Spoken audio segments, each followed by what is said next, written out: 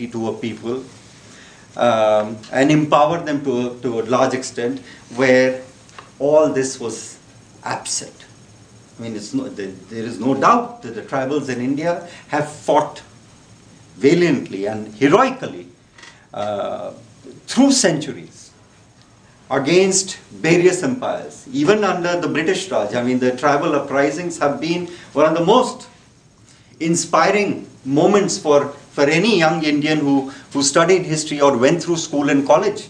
It was a remarkable moment, I mean, when you read these heroic accounts. So tribals have been fighting against oppressions in one way or another. Yes, they failed. Sometimes they failed. Sometimes they've been able to force the authorities into bringing some kind of reform. But what we see today happening is also, in one way, a continuation of this uprisings and rebellion that that the tribal people, I mean, the history of tribal people in India represent. I mean, their heroic resistance against oppression. I consider this also to be a continuation of the same thing, but much more than that. What has happened today in these tribal areas is that, unlike the 60s in India, when we had middle class youth flock to the Naxalbari movement out of a sense of romance, out of a sense of frustration that we grew up with, and I'm also a product of that. We were attracted to the Naxalbari movement because it was something that inspired us, which made us feel that here was an opportunity, here was the way in which people could work to uplift and remove the kind of oppression and exploitation that exists in the society.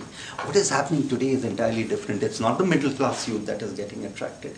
It's not the middle class youth that is joining the Maoist rank and file.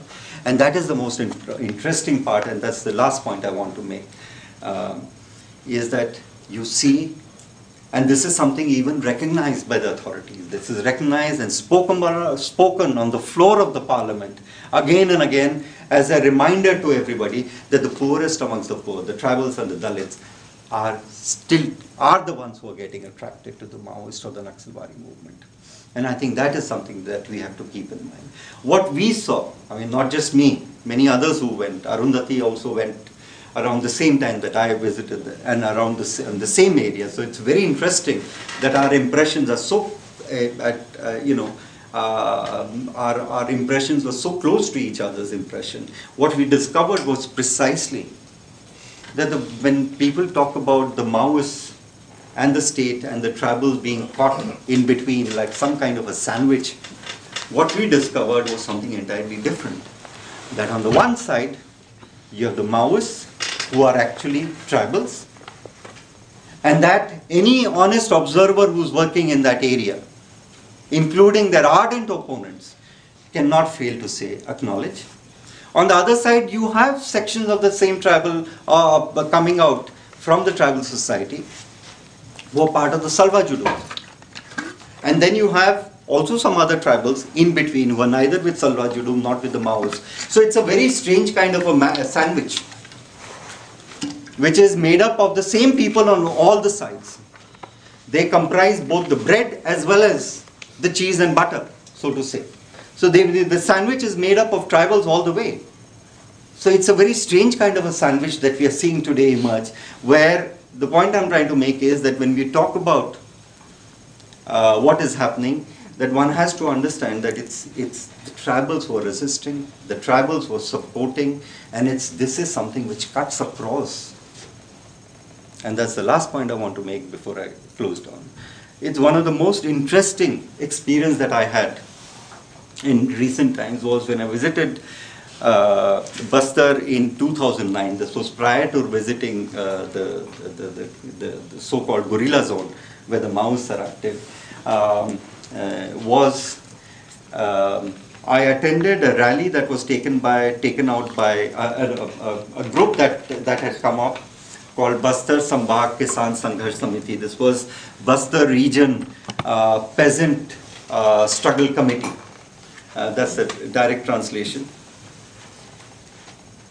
The interesting thing about that was that almost all its leadership and its middle-ranking cadres, its activists on the ground, came from different political formations. Some of them from the right-wing, extreme right-wing Hindu,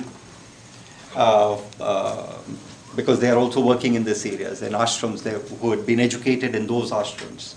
Some from Christian-run ashrams where they had been educated and brought up. Some were members of Congress or Bharatiya Janata Party, right-wing party. Some were members of CPI, Communist Party of India. All of them came from different backgrounds. Yet, their circumstances, the life experience had radicalized them to a point where they moved away. And the demands that they were raising, I mean, it cuts across whichever part of Bastar you go to, whoever you meet. This is something which is, it's like a universal demand there. We don't want to part with our land, and it's not a question of land price. Because they say a very simple thing. They say that this land has been a source of a livelihood for generations earlier and generations to come. So how do you put a price tag to a piece of land? I mean, you say 500,000 rupees per acre? No, it's priceless for them. Second, they say that if the government thinks in terms of development, they said that why don't they help us with the things that we are asking for and we have been asking for, which is allow us to improve our agriculture and agricultural productivity by building small dams, encourage water harvesting, providing rural credit that we require, or better seeds that we require. These are the things. So the point they're making is that the government claims that the only way in which the development can be brought about by opening up this area for industry or for mining industry. No, they say. We have something else we need. And this is what? Because this will allow us to retain our land. Friends, it's very important also to note that in India, while we are opening up these new mining areas at a time when India's domestic requirement for, say, iron ore is less than 100 million tons, we are digging out more than 220 million metric tons, which means that more than 50% is exported. So we don't need to for our own domestic requirement. We don't need to even open up new mining areas. So it's also opening and raising a lot of other issues that have gotten linked with it, which is what kind of development do we need? What kind of industries do we need? Do we actually require to open up these areas for more mining? What is it that the people want? Why is it that when they want better irrigation facilities, they see that that water is getting privatized and being prioritized for industrial use? So the water resources are shifting and being cornered at the expense of agriculture. These are the kind of issues that are coming to fore. I'd like to end here so that we can have question answers or clarifications that, so that I can, yes please. Please identify yourself because I don't recognize any one of you. My name is Padma, I'm from Andhra Pradesh. I've been reading your articles for a long time in APW and I find them extremely illuminating. As we all know, the Indian state since 1947 has only represented democratic and they must follow democracy within the party. So I'm not in fact in favor of banning any. As a civil liberties, we have always argued against banning because we believe that we are in a position, actually if there was a level playing field in India today, the left and democratic forces are more than enough to take head on the extreme right-wing forces in India. We are very confident about that. It's because there is no level playing field, because the left, radical left gets banned or proscribed in India and their ideological propagation and mobilization or organizational activities are therefore gets obstructed because they get banned and all legitimate activities for them becomes criminal, that they are not in a position, that they face a very obstinate choice of either surrender or carry on fighting the way in which they are doing. So we believe that that's banning and proscribing. I'm sorry, but I will not agree with what you were saying, the ban Congress and BJP. That will not help. You know, it will send them underground, and it probably re-emerge in a worse form than the Tea Party that you all are experiencing in the United States. Okay. The second thing is, you are absolutely right. We who do definitely regard Maoist as a very important part of the resistance. Not the only resistance, not the only ones who are resisting, as being one of the very important part. And I, in fact, go a step ahead and also regard them as of being critical importance for their entire resistance. The very survival of resistance, in some ways, it also hinges on the survivability of the Maoist movement. I agree with you entirely that some of the things that they have been doing are not just something that we find abhorrent, but it's something which is harming them in turn. This is something that has been relentless, and in fact, civil liberties movement to which I belong, TUDR and others, we have our own coordination of democratic rights organizations. We have been fighting with the Maoists over this issue. I mean, there is this constant back and forth where we are trying to persuade them into accepting Geneva Convention, Protocol 2 of the Geneva Convention, and follow those principles unilaterally if necessary, even if the Indian state is unresponsive, precisely because this resistance is of great importance. So I agree with you entirely there, that we must stop. Yes, please.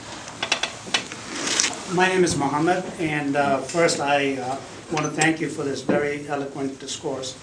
It really has opened up my eyes, and I'm sure several other people, to what's really happening.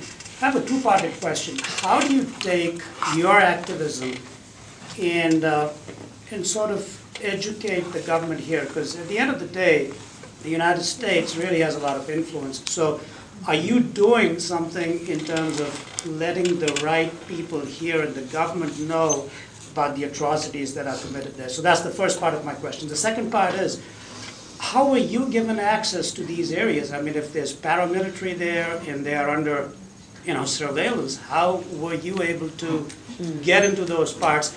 And just a follow-up question, can you tell us what the latest status is about the good doctor who's been in prison? Let me start with Dr. Binayak Sen's case. Dr. Binayak Sen's case, it's operating at two levels. One is the bail applications to suspend his sentence so that he could come out on bail. That is one part. The other is challenging his conviction itself. So there are two battles that are going on legally simultaneously. One at the highest court, the Supreme Court. The other, which is the challenging the suspension, challenging the conviction at the High Court that we have, which would be equivalent to the federal court probably in the US scheme of things. As far as United States is concerned, certainly not. I mean, United States and India's relationship is is today so close to each other. I mean, India is fast aspiring to become a client state of United States, and we are moving very rapidly in that direction. So to expect that United States would play some kind of a positive role, on the contrary, there is some evidence to suggest that US military, Israeli military, and the Indian military are working they